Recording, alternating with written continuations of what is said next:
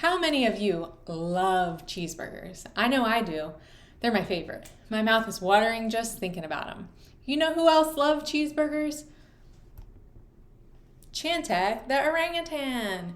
Except he called them cheese meat breads. Now I know what you might be thinking. What? Orangutans can't talk. And you aren't exactly wrong.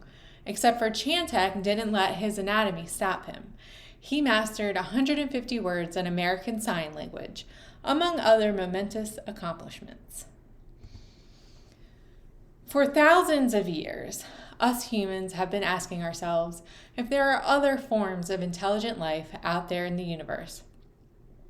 But what if it already exists, right here on Earth? I've been fascinated by Chantek's story since the first time I read about him in my cultural anthropology course. I've read many articles since then, and even came across a PBS documentary about him called The Ape Who Went to College. Today, I'd like to share with you the life of Chantek and how this non-human primate challenged our current definition of personhood. First, I will give you some backstory on Chantek's life. Then we will explore his use of language and cognitive capabilities before finally moving on to how he adapted to human culture. Let's begin with his backstory.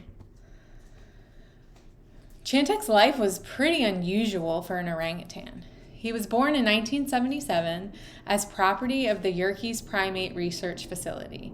At 9 months old, he was put on loan to anthropologist Lynn Miles for a research project she was undertaking at the University of Tennessee, Chattanooga.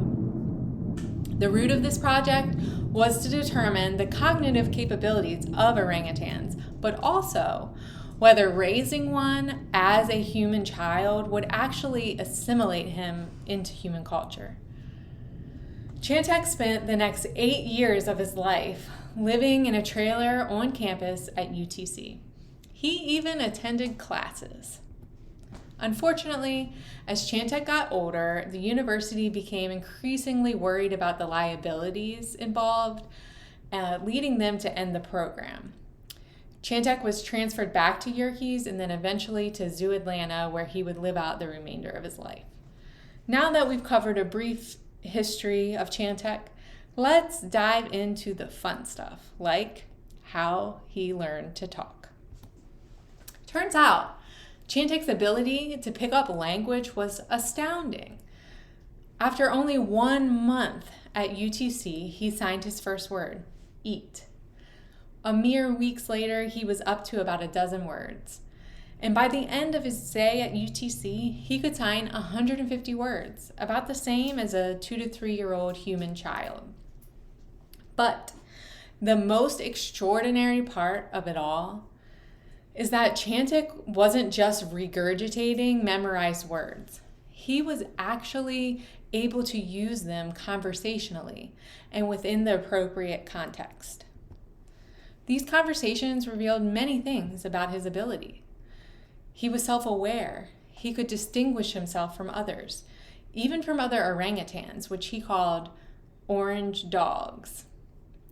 When he encountered things he hadn't yet learned a word for, he would improvise, using phrases of words he already knew, such as calling ketchup tomato toothpaste or cheese meat breads for cheeseburgers. He could also remember people by name, and sometimes he even added his own little flair to their names. According to Lynn Miles, in the documentary, there was a zoo worker named David who had injured his hand, and Chantek would refer to him as David Missing Finger. As you can see, Chantek's language use and cognitive capabilities were remarkable. Lastly, I'd like to touch on his equally remarkable ability to adapt to human culture. Despite being a completely different species, Chantek easily picked up on human culture through being immersed in it. He could use tools such as screwdrivers, wire cutters, pliers, a skill that did get him in trouble from time to time when he would disassemble his enclosure to escape. He learned to function within an economy, performing services, such as picking up trash around campus for money which he could spend how he wanted. His favorite things to save up for were ice cream and cheeseburgers from Dairy Queen and car rides out in town. He even knew the directions to get to Dairy Queen and could correct the driver if they made a wrong turn. Chantek was capable of feeling and expressing his emotions too. In the documentary, upon seeing Lynn for the first time after he transferred back to Yerkes, he immediately signed "Car Ride Out." Lynn followed up with "How are you?" to which he replied, "Hurt." And when she asked where, he said, "Feelings." Now, as sad as that is, it's an incredible show of social and emotional learning. As you can see through all the points we covered, Chantek really was a brilliant orangutan that possessed many human-like characteristics such as language use, cognitive and emotional capabilities, and the ability to function within human culture. It's common knowledge that we humans share nearly 98% of our DNA with great apes. The line between us is already thin. But stories like Chantek's blur that line even further, truly challenging our definition of personhood. Not quite ape, not quite human, enculturated apes seem to fit into a category all of their own. Perhaps Chantek said it best when he referred to himself as an orangutan person. Thanks for listening.